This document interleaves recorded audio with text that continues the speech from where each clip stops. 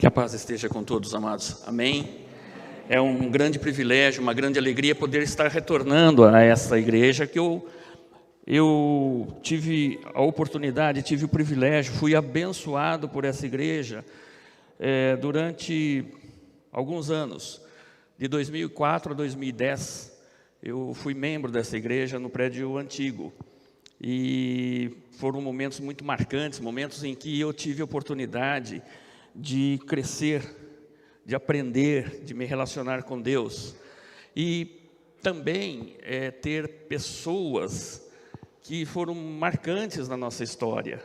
Eu fico vendo o Eliel, a Gina, a Jéssica aqui, né, tocando.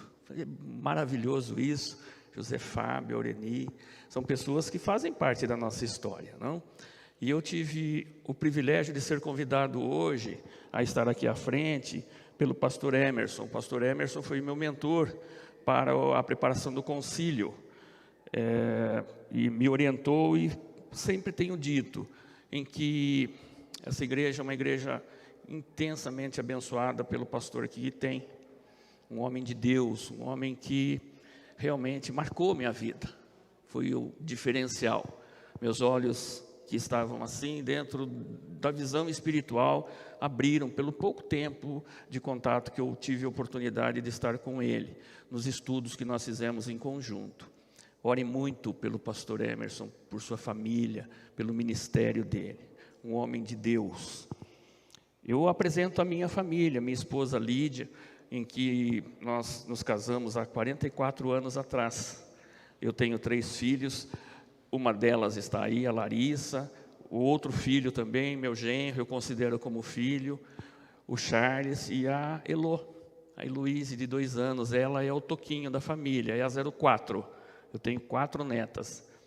A bênção de Deus caiu sobre nossa família, e nós podemos ver assim, com grande alegria, com grande entusiasmo, uma família que adora a Deus e está sempre presente junto ao Senhor. Eu sou grato a Deus por isso, muito grato. Queridos, nós vamos estar meditando sobre um texto que para mim é muito propício, muito especial. Se você tiver oportunidade, nos acompanhe no livro de Lucas, capítulo 24. Nós vamos estar lendo a partir do versículo de número 13. Lucas 24, a partir do versículo de número 13. E ele está dizendo assim: naquele mesmo dia, 2 deles estavam indo para o povoado chamado Emaús, a 11 quilômetros de Jerusalém. No caminho, conversavam a respeito de tudo o que havia acontecido. Enquanto conversavam, discutiam, o próprio Jesus se aproximou e começou a caminhar com eles. Mas os olhos deles foram impedidos de reconhecê-lo. Ele lhes perguntou: sobre que vocês estão discutindo enquanto caminham? Eles pararam e com os rostos entristecidos. Um deles, chamado Cleopas, perguntou-lhe: você é o único visitante em Jerusalém que não sabe das coisas que ali aconteceram nesses dias? Que coisas? Perguntou ele. O que aconteceu com Jesus de Nazaré? Responderam eles. Ele era um profeta, poderoso em palavras e em obras diante de Deus e de todo o povo. O chefe dos sacerdotes e as nossas autoridades o entregaram para ser condenado à morte e o crucificaram.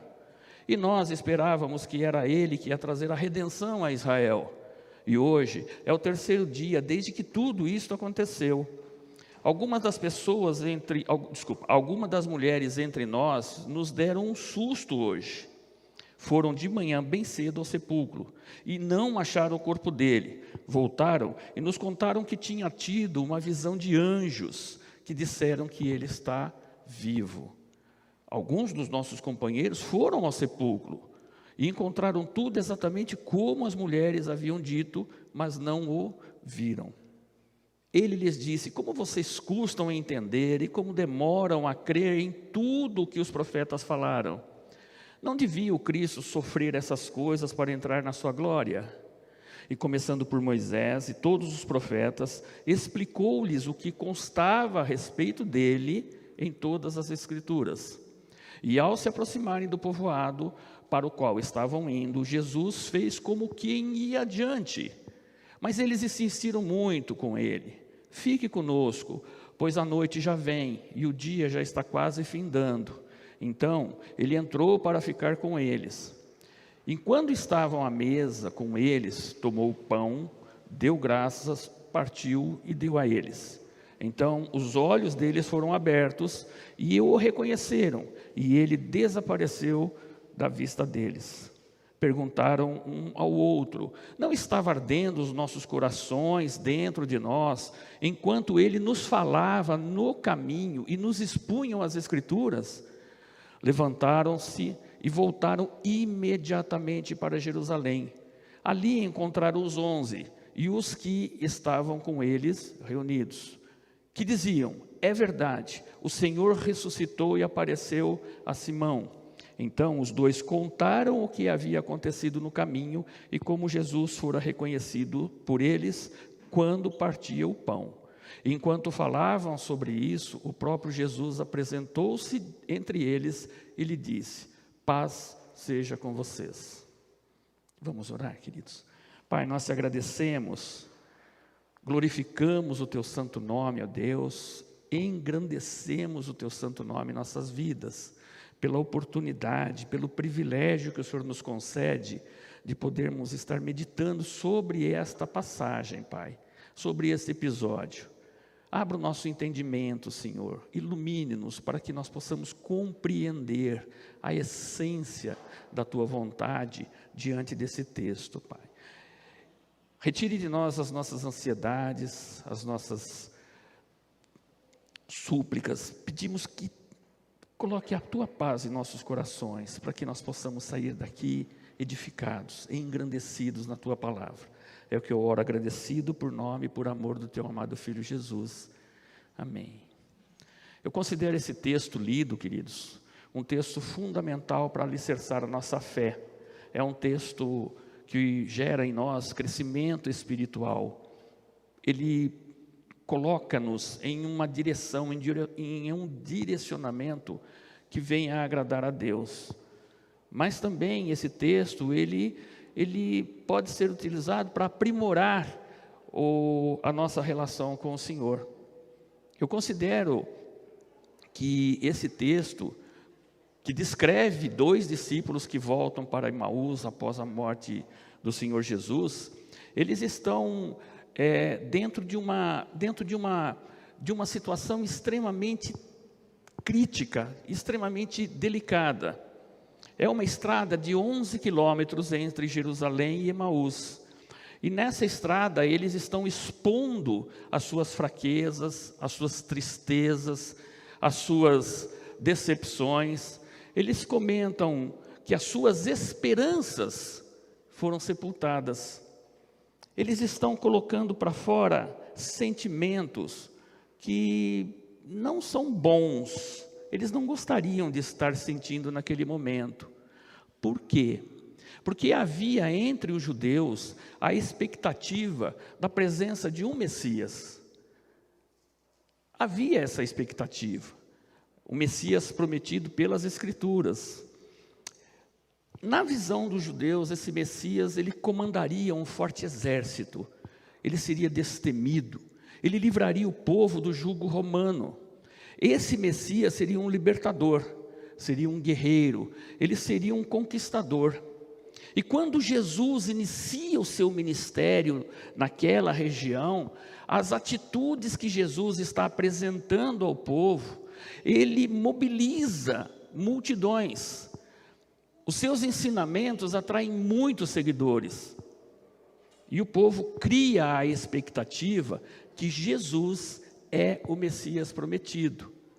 Isso fica evidente na sua entrada triunfal em Jerusalém. Mas naquele momento, Jesus está morto. E as expectativas, elas estão frustradas. Tudo acabado. Mesmo após ouvirem das mulheres que Jesus havia ressuscitado, a notícia não altera o ânimo daqueles 2 homens. Por isso a tristeza. E quando nossas expectativas se frustram, quando acontece aquilo que nós não desejamos, quando os nossos desejos, eles não se realizam, quando os nossos sonhos são dissolvidos, eles se esvaem, nós temos a grande possibilidade de entrarmos e experimentarmos o sentimento da tristeza. E quando a tristeza atinge a nossa vida espiritual, nós podemos entrar em uma profunda crise de fé. E esse texto está indicando que esses dois homens estão passando por uma crise de fé. E por que isso acontece? Porque esses dois homens um dia saíram de Emaús para seguir o Senhor Jesus. Esses dois homens conheceram lugares, conheceram pessoas diferentes, experimentaram um novo, viram Jesus realizar maravilhas, ouviram impressionantes ensinos do Senhor Jesus. Para eles, Jesus era o Messias, era quem eles estavam aguardando, era quem libertaria o povo, era quem libertaria esse povo da opressão romana, era quem conduziria o povo para uma supremacia tão desejada, era quem levaria o país a ter a glória que tiveram nos tempos de Davi.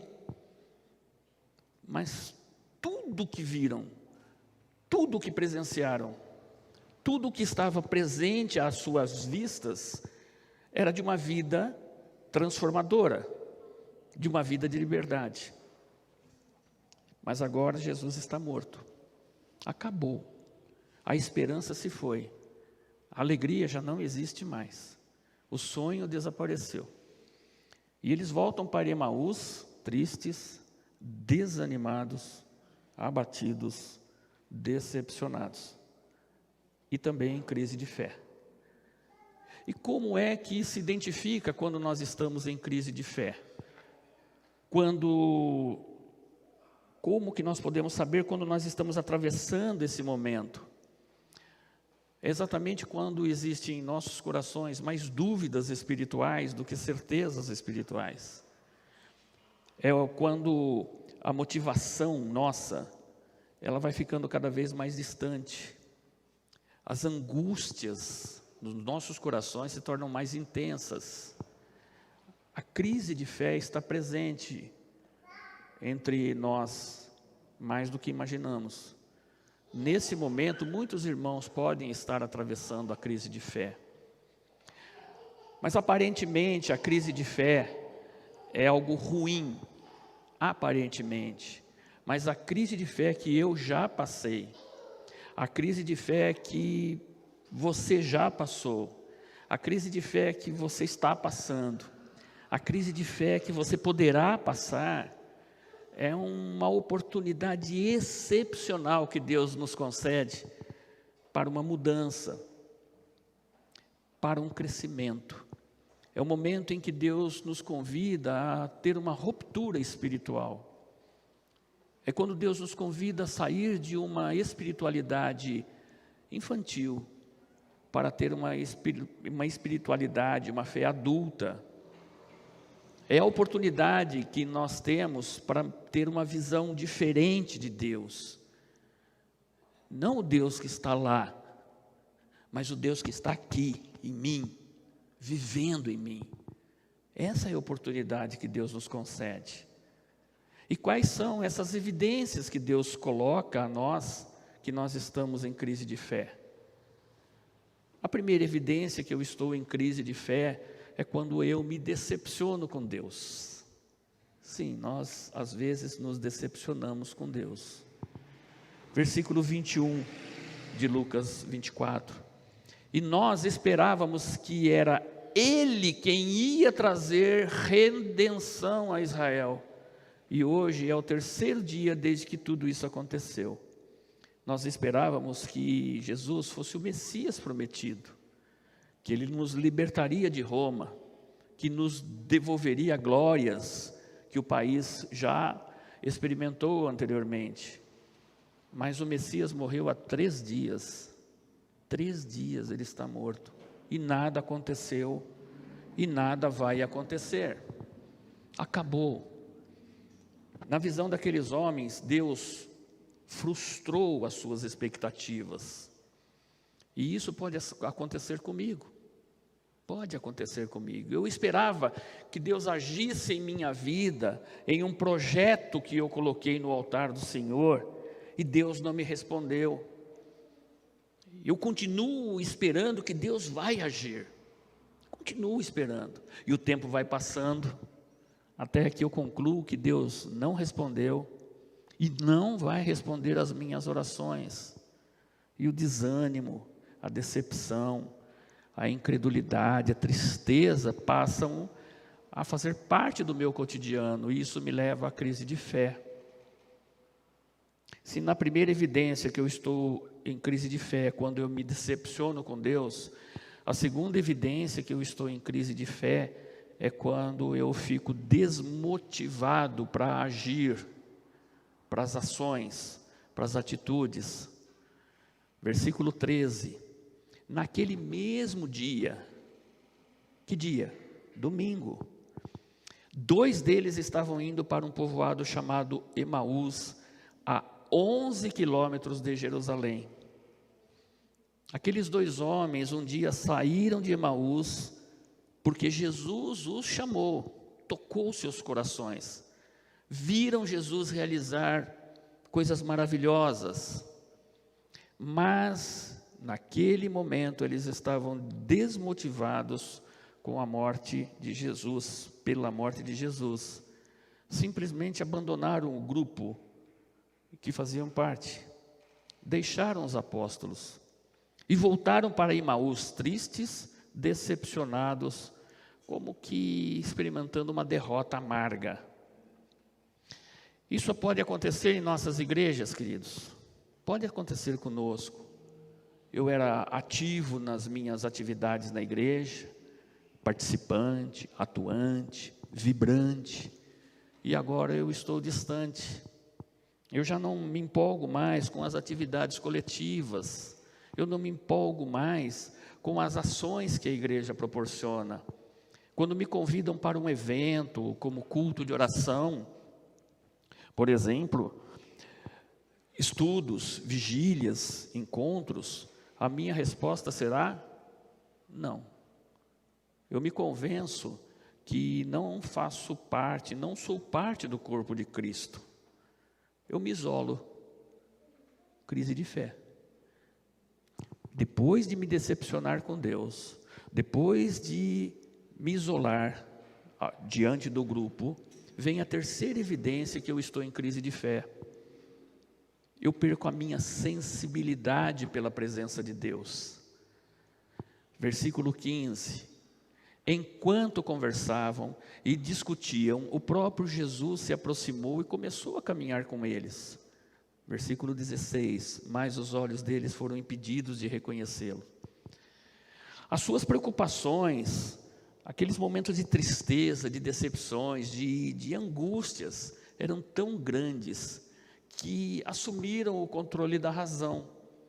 Em minha crise de fé, eu perco a sensibilidade pelo divino, pelo espiritual. Eu não ouço Deus falando comigo. Eu não sinto Deus falando comigo. As mensagens que eu ouço já não são tão vibrantes para mim. Os textos da Bíblia já não me encorajam, já não me motivam. Quando alguém me diz, Deus te ama, Deus está do teu lado, você é importante para Deus, a minha resposta pode ser, ok, mas eu não sinto isso. Eu estou tão decepcionado com aquilo que acontece ao meu redor, que eu não vejo Deus agindo ao meu lado. Na verdade, quem está em crise de fé deseja ardentemente ter alegria de volta, ser restaurado, ter a presença de Deus, mas não consegue. E o tempo vai passando, e eu vou deixando a vida me levar. Eu não vivo mais, eu estou sobrevivendo.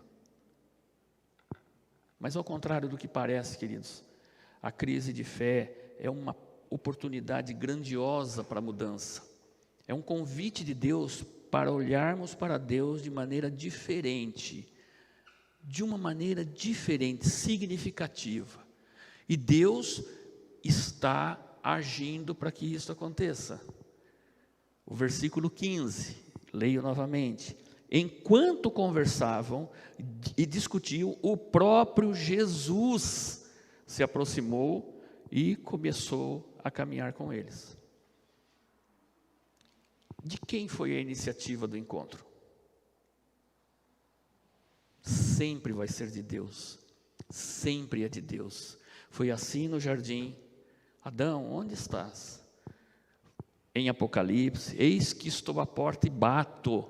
Se alguém ouvir a minha voz e abrir a porta. A iniciativa é sempre do Senhor. Por quê? Porque o Senhor nos conhece. Conhece as nossas tristezas, conhece as nossas decepções, conhece as nossas angústias. O Senhor conhece as nossas ansiedades, conhece as nossas dores. Após a sua morte e também a sua ressurreição, queridos, o Senhor Jesus, ele poderia aparecer a uma multidão em Jerusalém. Ele poderia se apresentar aos sacerdotes. Ele poderia se apresentar a Pilatos.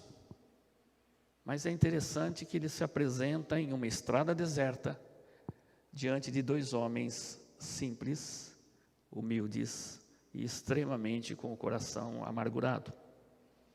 Por quê? Porque Deus conhece os nossos sentimentos e se importa conosco. Note o segundo item que nós lemos, versículo 16. Mas os olhos deles foram impedidos de reconhecê-lo. E por que Deus fez isso? Para nos dar a oportunidade de mudança, para transformar a nossa maneira de olhar para Deus, para transformar a nossa espiritualidade infantil, espiritualidade simples, para uma espiritualidade adulta, de relacionamento, para que eu veja como verdadeiramente Deus é, não como eu acho que Ele é. É uma espiritualidade que vai me levar para que eu saiba que a maneira que Deus é, não como eu quero que Ele seja, não como eu espero que Ele seja. Na minha crise de fé, nesse momento de tristeza na minha vida, Deus, Ele deseja mudar isso. Mas a pergunta que se faz é: como é possível essa mudança? Bem, o nosso texto, o texto que nós lemos, tem algumas evidências que nós podemos explorar. E a primeira delas, para sair de uma crise de fé, é quando eu abandono a religiosidade e procuro compreender, me relacionar com o Jesus revelado na Bíblia. Versículo 25, Ele, Senhor Jesus, lhes disse: como vocês custam a entender e como demoram a crer em tudo que os profetas falaram. Não devia o Cristo sofrer essas coisas para entrar na sua glória?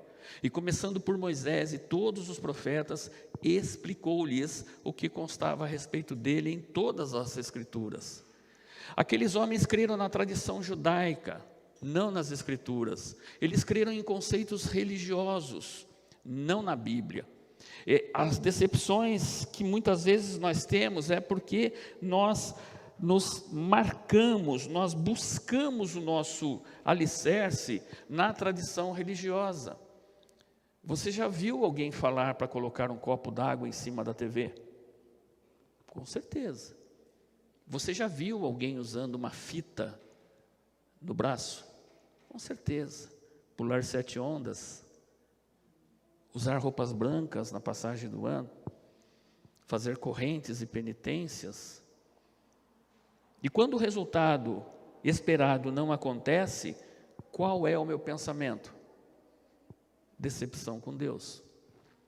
Aqueles homens moldaram a sua fé em conceitos religiosos, não nas Escrituras. Eles queriam um Messias político. Eles queriam um Messias que fosse comandar exércitos de soldados mesmo.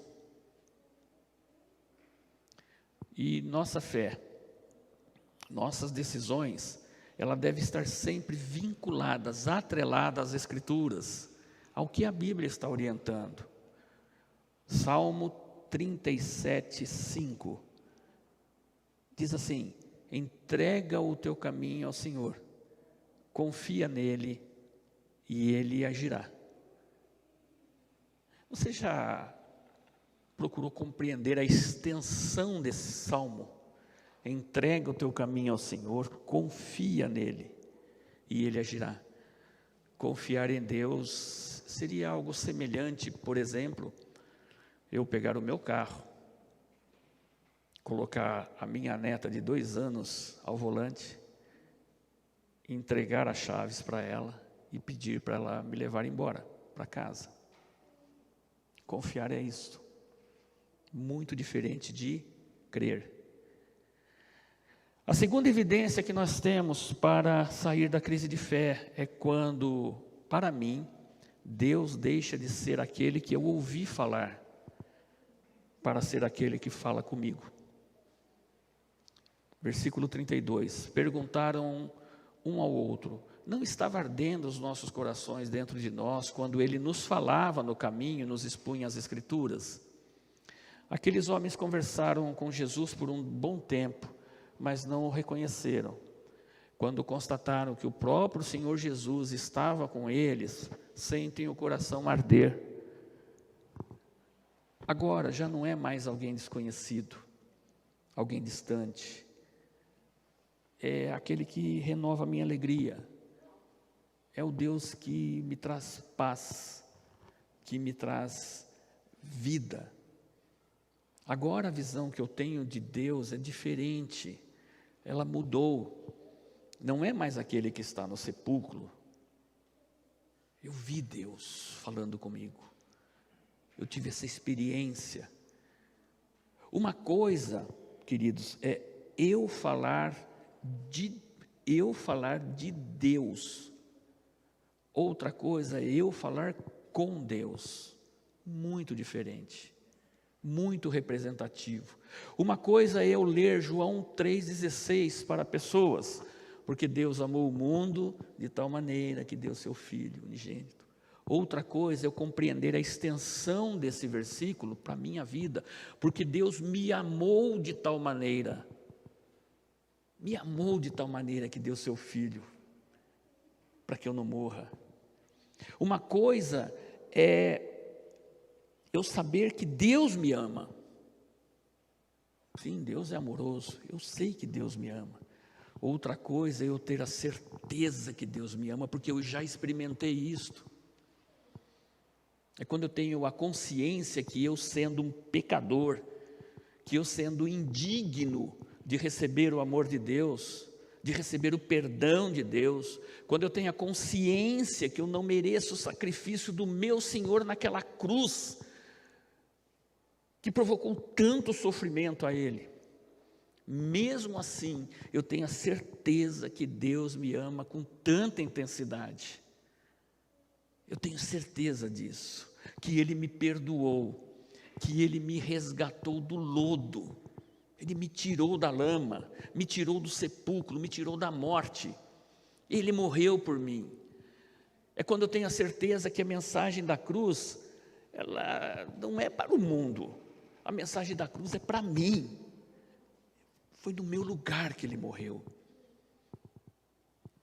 Isso faz muita diferença, queridos. Faz muita diferença. Uma coisa é alguém perguntar para mim: você crê em Deus?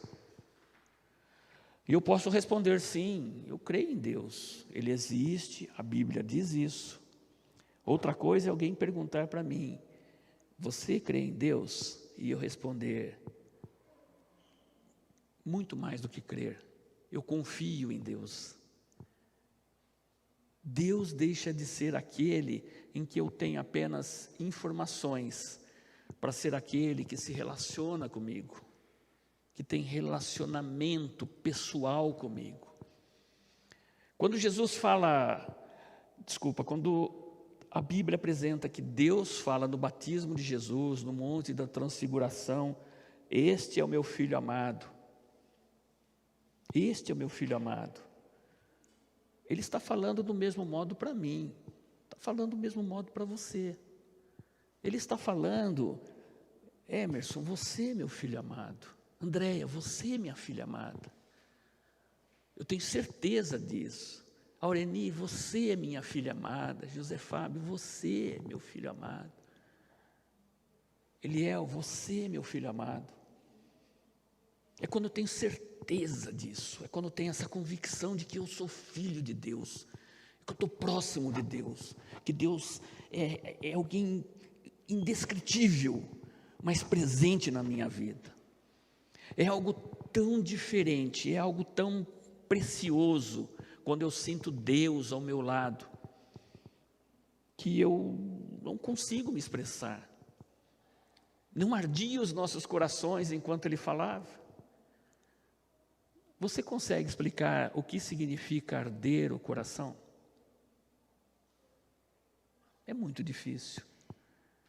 Mas vamos lá, após deixar a tradição religiosa, após me relacionar com o Deus que fala comigo, que está presente na minha vida, a terceira evidência para nós sairmos da nossa crise de fé é quando você percebe que Deus, Ele deixa o poder dEle fora para estar habitando em você.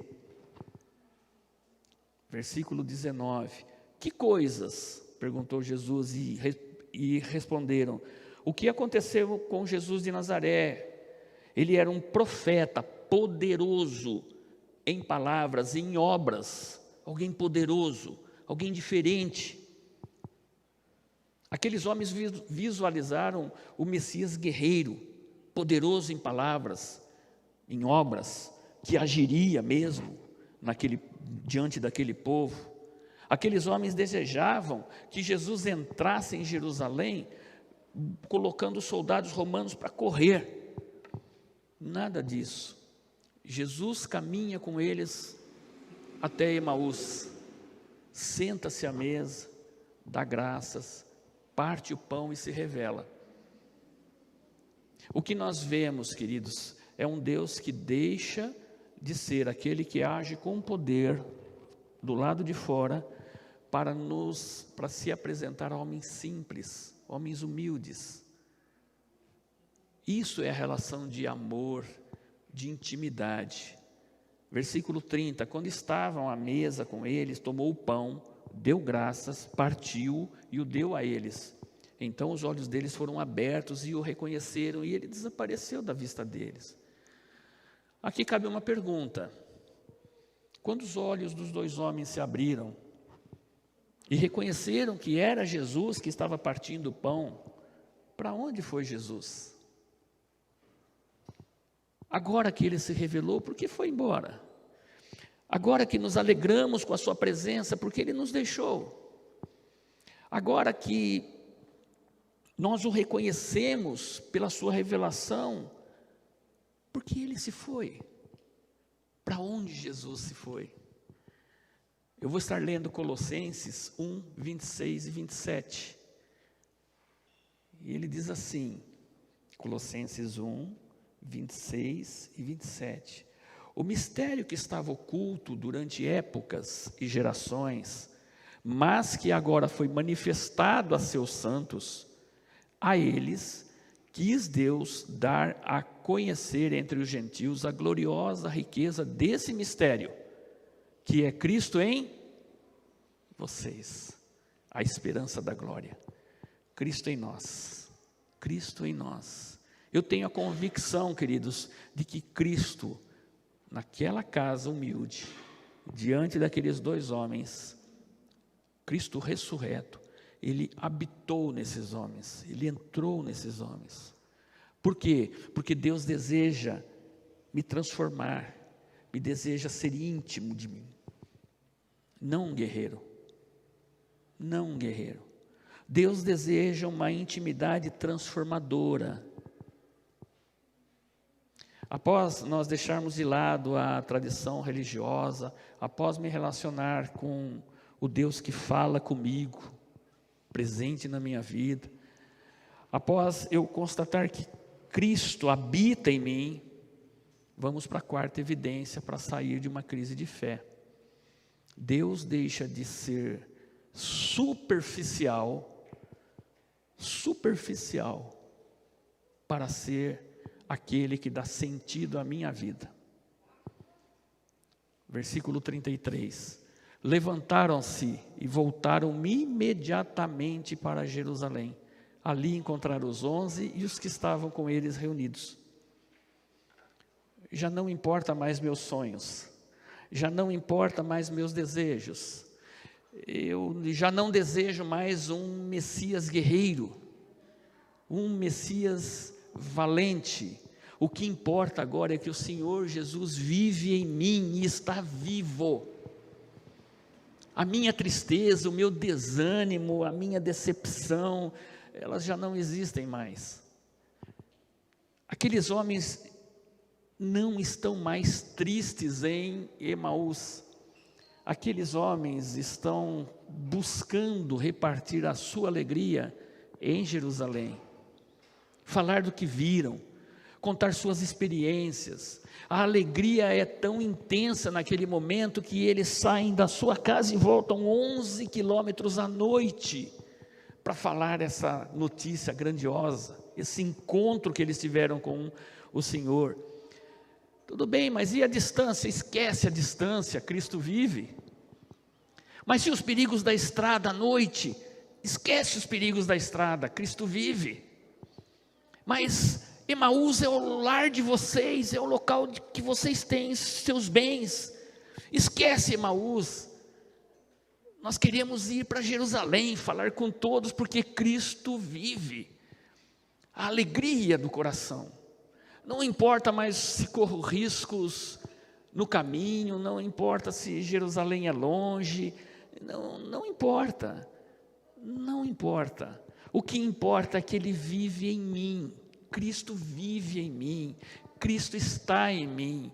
Por quê? Porque pessoas precisam saber disso.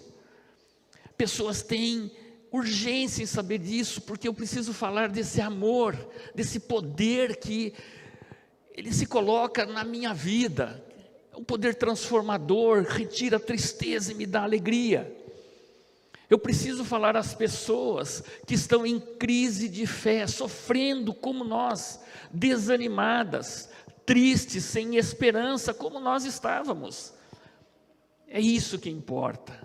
Não importa a distância, os perigos, nada disso. O que importa é que eu preciso falar desse Deus que está em mim, às pessoas que me cercam. Talvez você se identificou, queridos, com um desses homens de Emaús. Um dia Deus te desapontou, seus sonhos não se realizaram, a sua fé, você viu ela se esvaindo como areia seca nas mãos, com os dedos abertos, a sua alegria distante, seus sentimentos constantes, presentes na sua vida, a decepção, a tristeza, a angústia, lágrimas. Esses sentimentos estão presentes na sua vida. Você sente-se em crise de fé, mas no seu íntimo você deseja sair desse deserto e ir para o oásis, mas não sabe como começar. Você não tem ideia como fazer. Você não tem ideia, às vezes, até mesmo com quem expor os seus sentimentos. Eu vou descrever a você um único caminho que existe para você sair da sua crise de fé, transformar as suas angústias em alegria. Um único caminho.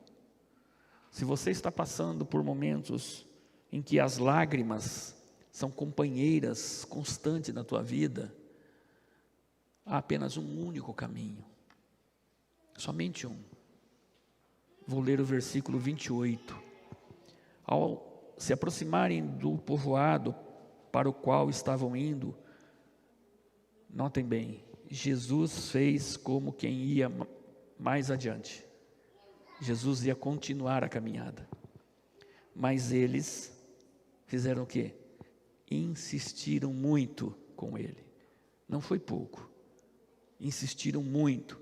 Fique conosco, pois a noite já vem e o dia já está quase findando. E o que acontece?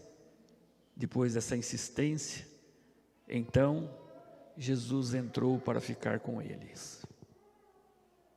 Se seus sentimentos como decepção, tristeza, angústias, lágrimas fazem parte do seu dia a dia, queridos, faça como aqueles 2 homens. Convide Jesus a entrar na sua vida. Insista com Ele, mas insista muito. Clame a Ele com intensidade no coração.